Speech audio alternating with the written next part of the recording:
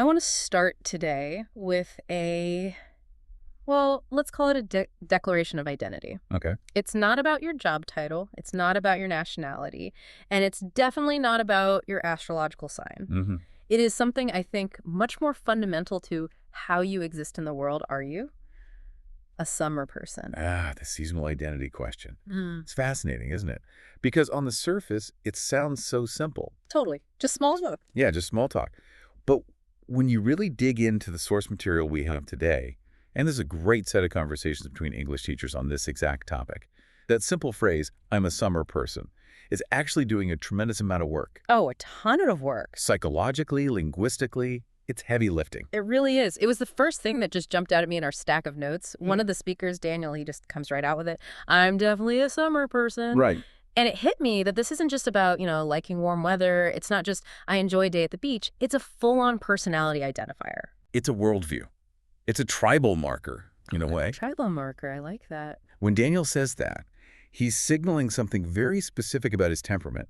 He's basically saying, my internal battery charges when the sun is out. It implies a preference for high energy, for long days, maybe for extroversion. Right. Because if you contrast that with the alternative, the winter person, you get a completely different psychological profile, don't you? A completely different person. Yeah. If someone says, oh, I'm a winter person, Yeah. you immediately picture coziness, introspection. Bears, hot drinks. Oh, exactly. Maybe lower stimulation environments, Yeah. reading a book by a fire. But the summer person, Mm-hmm. they're out there in the world. They're at the barbecue. They're at the beach party. They're at the barbecue. And what I found so compelling in the source text is how they don't just leave it there. It's not just this binary choice. Oh, this was my favorite part. Because look, I want to be a summer person. I really do. I love the marketing of summer. The marketing of summer, that's a Right. great way to put it. I love the idea of the golden hour and outdoor concerts, but biologically, my body just does not agree with 35-degree heat. I wilt. So you like the concept, but the reality is a little less romantic. Precisely. And the source material actually offers a lifeline for people like me. They introduce this amazing, relatable, and kind of humorous hybrid identity.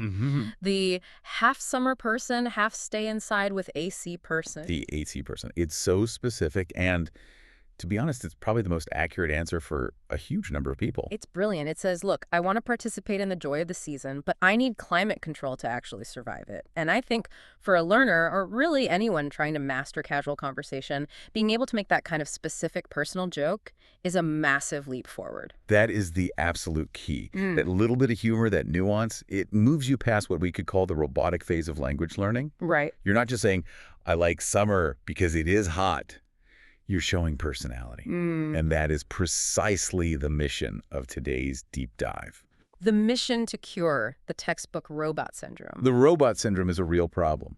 Hello, I'm fine. The sun is hot. I go to the beach. Laughing slightly. It's painful. It's grammatically correct, but it's socially dead.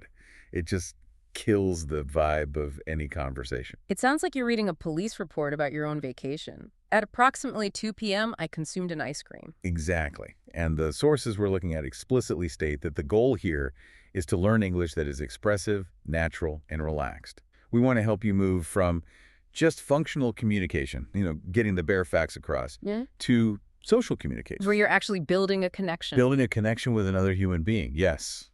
So by the end of this deep dive, we have a very clear target for everyone listening. The goal is for you to be able to speak about your summer for 1 to 2 minutes and not just stumbling through it. We want you using high-frequency, natural words. We want you avoiding the common traps that make you sound like a 1950s grammar book. And most importantly, we want you to be able to capture the feeling of the season. Yeah, the vibe. Exactly. And we've got a great stack of materials to get us there. We're going to break down the vocabulary of heat because, as we'll see, just saying hot is nowhere near enough. Not even close. We're going to look at the art of hanging out, which is a crucial cultural concept. Then we'll get into storytelling structures, and of course, my favorite part, the illogical but friendly nature of English grammar. Illogical but friendly is the best description of the English language I have ever heard. Isn't it great? It's like a big, goofy golden retriever that knocks over your expensive vase. It means well, but it's just messy. That is a perfect analogy. It wants to play, but it doesn't always follow the rules you expect it to. Okay, so let's unpack this. Let's start with the most obvious, the most unavoidable part of summer. The heat. The sensory details.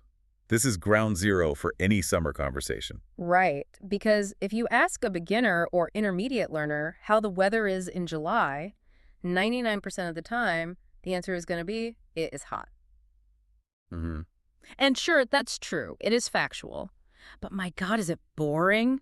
It's so flat. It is generic. It's a thermometer reading, not a human experience. And in the source material, the speakers spend a good amount of time on how native speakers actually complain about or describe the heat.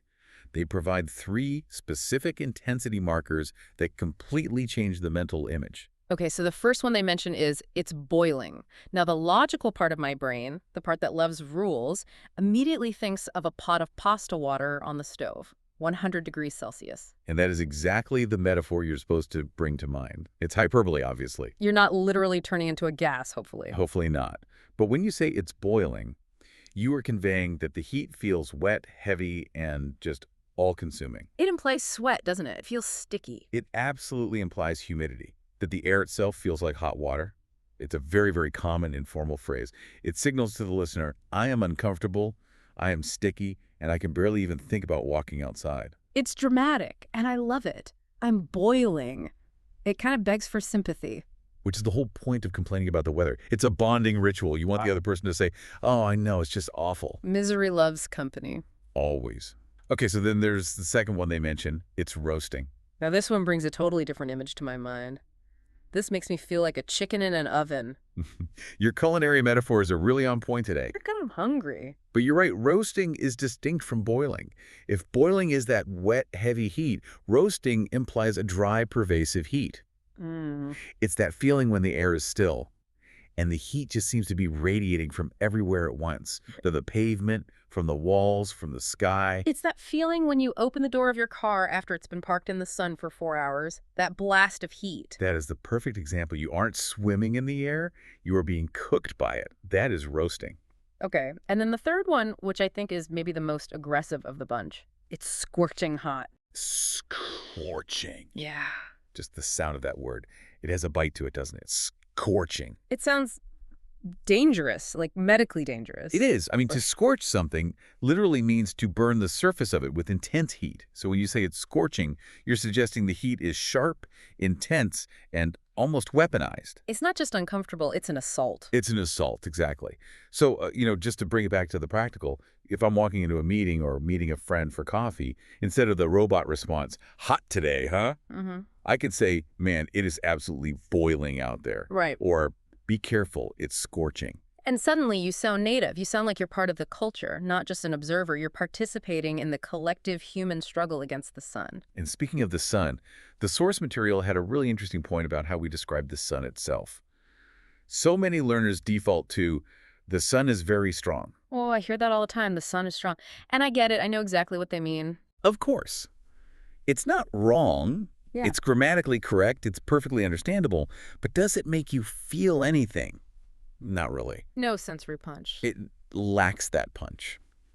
So the sources suggest a transition to more evocative, more image-based phrasing. They highlight one in particular.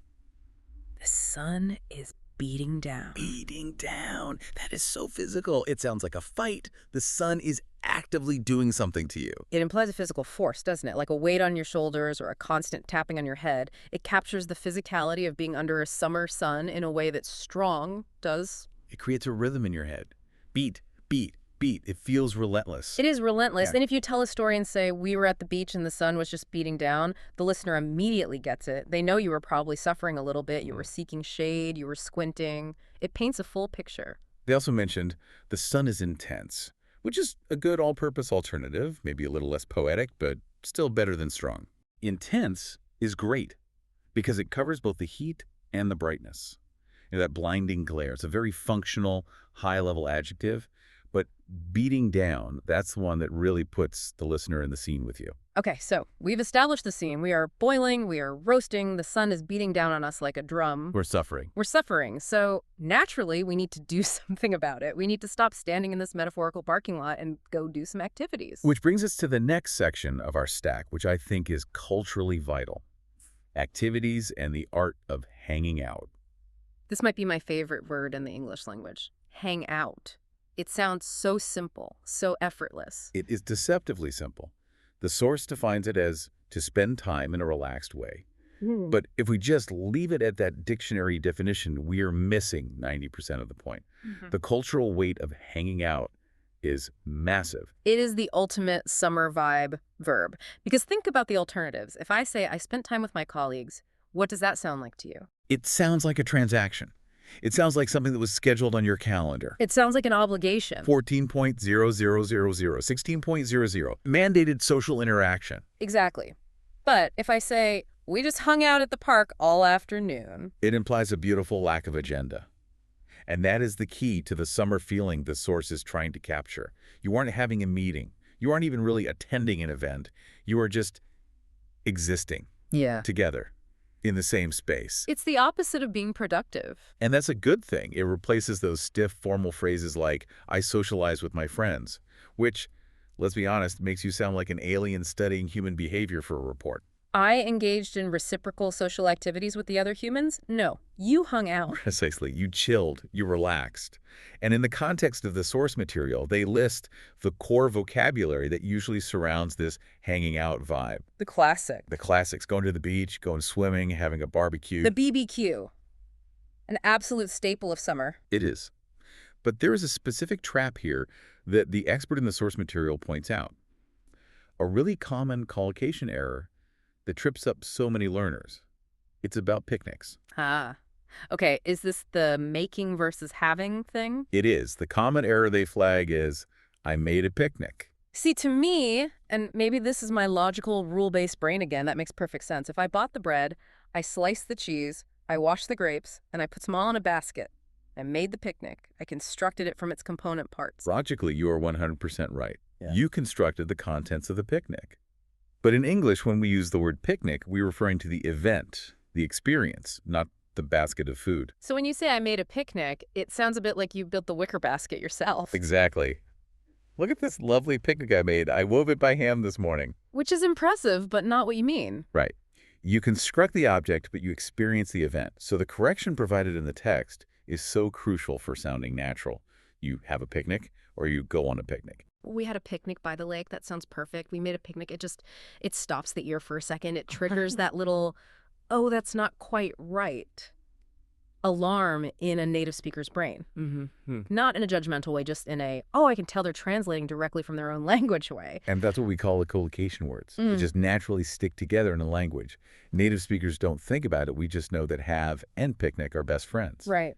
But for you as a learner, memorizing have a picnic as a single chunk of language is so much more effective than trying to translate have and picnic separately and then putting them together. So we're hanging out, we're having picnics, not making them, and we're trying to avoid the scorching sun.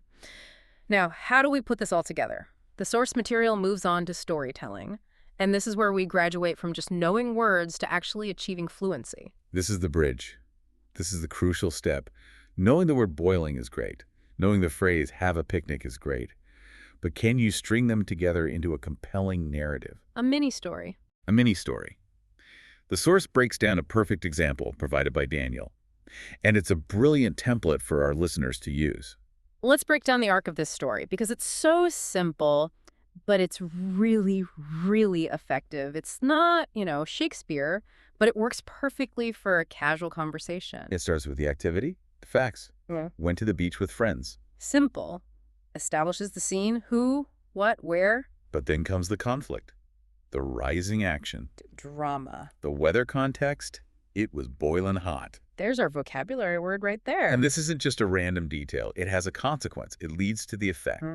So we stayed in the water most of the time. Cause and effect. I love that. It wasn't just hot. The heat forced them into the water. This is already so much more interesting than just, I went to the beach, I went swimming. It connects the details. And then you get the climax or the ending, which creates the mood, the vibe. Had ice cream, watched the sunset. It sounds like a movie scene montage. But then, after all that, Daniel drops what I'm calling the golden phrase of this entire source text. He wraps it all up by saying, it was one of those perfect summer days. That phrase is doing so much work. So much. One of those perfect summer days. So why one of those? What does that little part do? It signals a shared cultural understanding. It's an invitation. He's saying, You know the kind of day I'm talking about, right? It assumes the listener knows exactly what a perfect summer day feels like. It creates a bond. And nostalgia. Oh, huge nostalgia. It signals that this isn't just a report of what happened yesterday. This is an emotional evaluation of a cherished memory. It absolutely changes the speaker from a reporter, first I did this, then I did that, into a storyteller. Yes. It tells the listener, this memory matters to me. This wasn't just another Tuesday. This was a good day. And that connects beautifully to the emotional vocabulary section of the text. It's not enough to say what you did. You have to say how summer affects your mood. The source explicitly lists sentences like, summer makes me feel relaxed, or I feel more energetic in summer. The long days put me in a good mood. That's another great one they mention. It is. And the application for you, the listener here, is to talk about feelings, not just logistics. Don't just tell me you went on vacation to Spain. Tell me how the Spanish summer made you feel. Did the heat make you lazy and relaxed? Did the long evenings make you feel more social and alive? That's where the real connection happens. It's the difference between I saw the sunset and watching the sunset made me feel so calm. Exactly. One is visual information, the other is an emotional connection. Let's be real for a second. We're painting a very rosy, very Instagram-centered picture here. Sunsets, ice cream, boundless energy. Summer isn't always like that. No. And a proper deep dive wouldn't be honest if we ignored the reality check that's provided in the source. Sometimes summer is just gross. It's sweaty, it's sticky, there are bugs everywhere, your thighs stick to plastic chairs. And complaining about those things is an incredibly important social bonding ritual. Maybe even more important than sharing the good stuff. It really is. If I say, wow, it's scorching today, and you reply, I know, I'm sweating like crazy, we are instantly bonded. We're in this together. We're suffering together, Okay. exactly. And sweating like crazy is the key phrase from the text there. Again, notice how it's informal, it's slightly hyperbolic. Hopefully you aren't clinically insane from sweat. Hopefully not. But it's very, very natural. And then there's the sleep issue. This is my personal summer nemesis. I can't sleep because of the heat. That one sentence captures so much misery. Just the experience of tossing and turning at 3 a.m., sticking to the sheets. It's a universal summer struggle. And of course, there's the one word that ruins everything, the great enemy of summer enjoyment: humid. Ugh, humid. The source defines it simply as hot plus wet air. Which is the absolute worst combination known to man. But being able to label it, to say it's not just hot, it's humid, it gives you power over it. It allows you to be specific in your shared misery. You're diagnosing the problem. You are. And we have to talk about the physical consequence of that sun beating down on us if we aren't careful. The sunburn. Yes, the vocabulary here is to get sunburned. Notice the verb get. You don't become red usually, you get sunburned. And there is a specific pronunciation tip here that the expert in the source flagged, and I think this is so vital because I hear this mistake all the time. It's all about the word stress. Okay, hit me with it. The stress is on the first syllable. It's SN burned. Sunburn, not sunburned. Right. A lot of learners, because they see the word burn and they know burn is an action verb, they want to stress that part. I got sunburned. But it functions here like a single compound word. It's an adjective. So the stress moves to the front. Sunburned. My shoulders are so sunburned. That's a great tip. It's one of those subtle rhythm things that just makes you so much easier for a native speaker to understand. If you say sunburned, my brain has to do a tiny bit of extra work to process it. If you say SN burned, it just flows right in. And to round out this section, the source gives us a quick fire list of essential nouns, kind of like your summer survival kit of words. Okay, let's hear them. Heat wave, sunscreen, sunglasses, flip-flops, and the most important one, breeze. Flip-flops is such a great word. It's onomatopoeia, right? It sounds like the noise they make when you walk. Flip, flop, flip, flop. It is a perfect word. And breeze, a light wind. That's the savior of a hot summer day. Oh, noticing a breeze is a fantastic conversation starter. Just turning to someone and saying, oh, thank God for this breeze. It is. It's a moment of shared gratitude and relief. So we have the vocabulary, we have the feelings, we have the complaints. Now, I want to move to what the source calls the correction corner. Because as friendly as English is, it has some traps. It has some tripwires. English. Not logical, but friendly. That's the quote from Daniel again. And it's so true. The rules often don't make sense if you analyze them like a math problem. But once you just accept them and learn them, You're in the club. Let's look at the first correction, because this is one that I think what 80% of intermediate learners make. It's about intensity. I very like summer. This is a classic. I very like.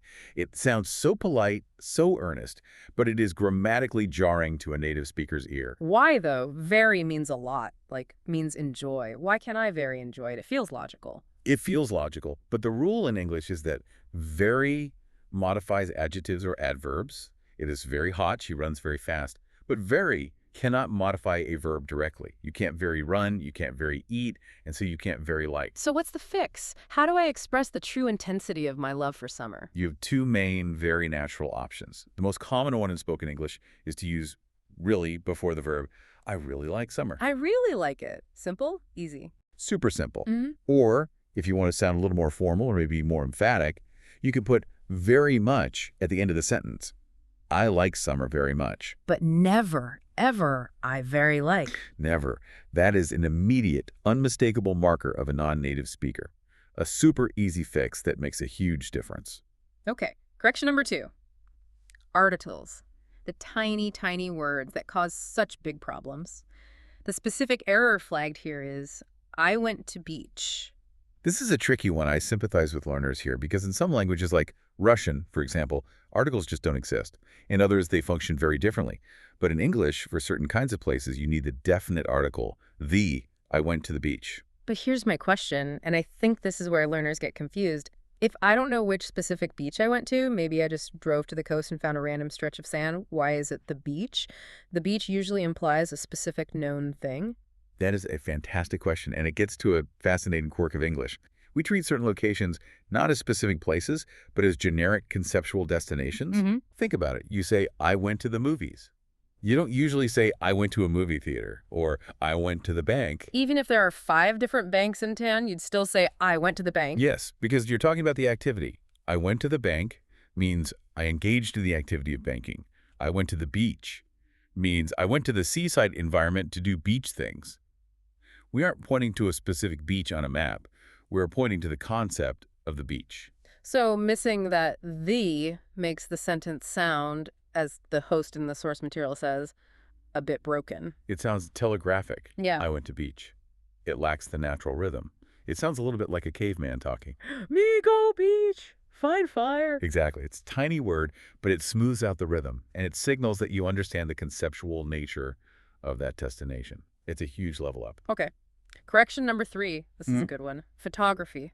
The error. I did many photos. This goes right back to collocations again. In many other languages, the verb you use translates to make a photo or do a photo. But in English, the word that goes with photo is take. I took a lot of photos. Exactly. You take a picture. Take implies capturing the moment. You're seizing it from reality. You aren't constructing it from scratch, like making a picnic. And you aren't performing an action like doing a task. You're taking it. Got it. And the last one in the correction corner, which I think is really important for social interaction because it can lead to some awkward misunderstandings. The question, did you go anywhere? This is such a great piece of cultural nuance. Yeah. If I ask you, did you go anywhere this summer? A learner might interpret that very literally. Right. Did you physically leave your house? Exactly. And so they might answer, yes, I went to the supermarket. I went to the post office. Which is technically a correct answer to the literal question. It is, but it's not what I'm asking. In the context of talking about summer or a holiday, did you go anywhere? Is a coded question. It specifically means, did you travel? Did you go on a trip or a vacation? So if I just stayed in my city, the correct natural answer is no. Correct. You would say, no, not really. I stayed local this year. Or, no, I just hung out at home. You wouldn't say, yes, I went to the park every day. The question implies travel over distance. That's so important to know because if I say yes and then start talking about the local park, you're going to be waiting for the part of the story where I get on a plane or a train. Precisely. I'm waiting for the trip part of the story and it never comes and it gets a little awkward. Understanding the intent behind the question is just as important as the grammar. So what does this all mean for our listener? We've just thrown a lot at them. We've unpacked the vocabulary, boiling, scorching, beating down. We've looked at the verbs, hanging out, taking photos. We've dissected the grammar traps. It means you have the toolkit, You have everything you need. You don't need to be a poet to talk about summer in a natural way. You don't need a PhD in English literature. You just need to make a few simple swaps. Like a software update. It's exactly like an update. Mhm. Swap hot for boiling. Swap spent time for hung out. Remember to take photos and have picnics.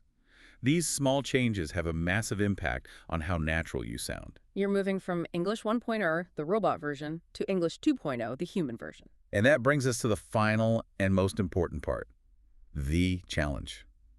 Because listening to us talk is great, but active usage is how you actually learn.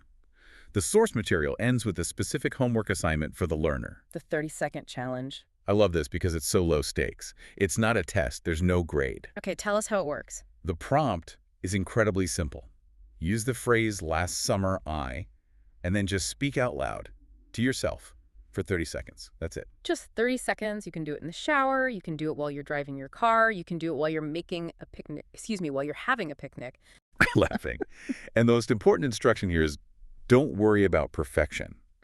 The goal is not to produce a grammatically flawless, beautiful essay. Yeah. The goal is retrieval. Retrieval? What do you mean? The goal is to force your brain to reach into its filing cabinet. Sign that new word scorching. Find the phrase the sun was beating down. Find hang out and get them out of your mouth. Even if it's clumsy at first, you're building that neural pathway. Last summer, I hung out with my friends. It was roasting, so we went to the beach. The sun was beating down, but we had a nice breeze. Boom. Done. Perfect. That was perfect. You just sounded like a summer person. You told a mini story, you used sensory details, you used natural verbs. That is the entire goal in a nutshell. And speaking of being a summer person, that brings me right back to where we started, that identity question. I want to leave the listener with a final thought on that. We talked about how the season can change your feelings, feeling more energetic versus more relaxed. But I want you to really think about how your actual personality shifts. Are you a different person in July than you are in January? That's a really profound question. Does the weather dictate your identity? Or does it just reveal different parts of an identity that's already there? Or does that AC person inside you just take over and demand comfort above all else? It's something to mull over while you're practicing your 30 seconds of speaking. Indeed. And remember, mastering summer is just step one. It's a great start. But if you want to be a fluent year-round speaker, you need to master the vocabulary and the vibes of the other 3 seasons too. Summer is easy mode, in a way. Wait until we get to the nuance of crisp autumn air or slushy winter streets. Absolutely. There's a whole calendar of vocabulary out there waiting for you, so definitely check out the other videos on the channel to fill in the rest of the year. But for now, stay cool, put on some sunscreen, don't get a sunburn, and keep talking. Goodbye, everyone. See ya.